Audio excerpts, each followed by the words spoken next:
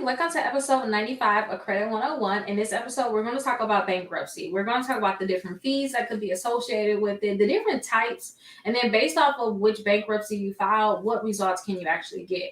Now, I wanted to kind of just go over my experience because I think it's easier to go over it this way because I feel like it's going to be like some additional information that you guys can learn because I had to file for bankruptcy before. I filed Chapter 13 bankruptcies. There's two kinds. It's Chapter 7, Chapter 13. Chapter 7 is where they're going to get rid of everything on your credit. Chapter 13 is when you can actually file for bankruptcy, but they're going to give you some type of payment plan to pay it all back.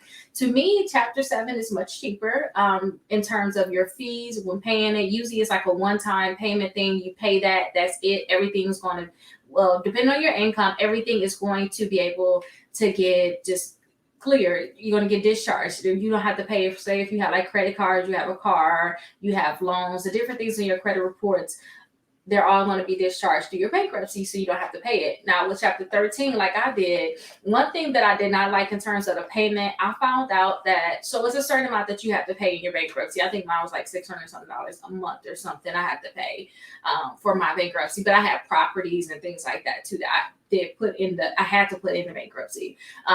But when I did the bankruptcy, I found out that my attorney charged me $5,200. Like I remember looking at like Chapter 7 bankruptcy, people charge like $500, $1,000 max. My attorney charged $5,200. I paid money up front to him. On top of that, every time I was paying on my bankruptcy, because I just did it temporarily, I didn't plan to go through.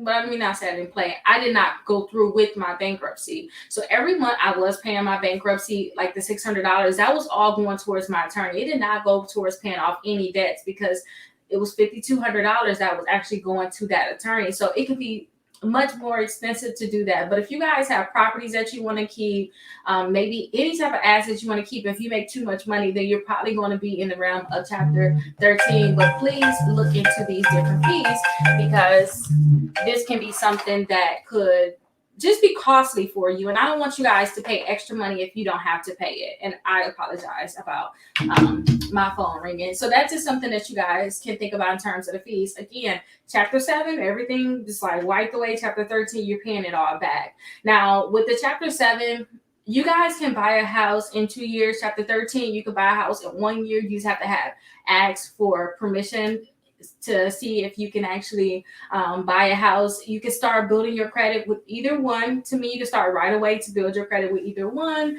And the results. Let's talk about the results. With Chapter 7, I see a lot of people just move on with their life. Again, everything is, discharged. You can start out brand new. You move on with your life. But with Chapter 13, you usually paying on that for 3 years or 5 years. So that's something that's going to be like dragged out. So keep that in mind. Yes, you could buy a house in a year, but it's still going to be dragged out. And remember, bankruptcies are supposed to stay on your credit reports for 10 years. And I say supposed to because you can definitely remove bankruptcy from your credit reports because I did that with mine. I had to remove my bankruptcy because I didn't want it on there. And I was able to because there were errors listed with that bankruptcy. So see if you guys have errors on your bankruptcy, if you already filed or if you plan on filing, see if there's errors on there because that can be a reason to get the bankruptcy removed.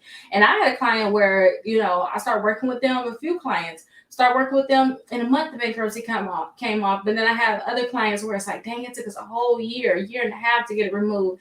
And my thing is, would you rather go the year and a half, the year, or would you go the 10 years? But a bankruptcy don't necessarily have to ruin your life. It can be like a great way for you just to start over if you want to start over. So think of it like that. But that's really the biggest thing is you got Chapter 7, you got Chapter 13. You can buy a house in 2 years with Chapter 7, 1 year, Chapter 13.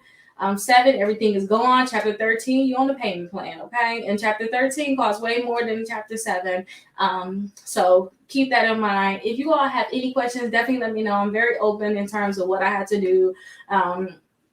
Probably if you need help finding a bankruptcy attorney or have questions about it, I can definitely possibly guide you in the right direction. So give me a call, 833 Rickita. I'll be happy to answer your questions. I'll see you guys in episode 96.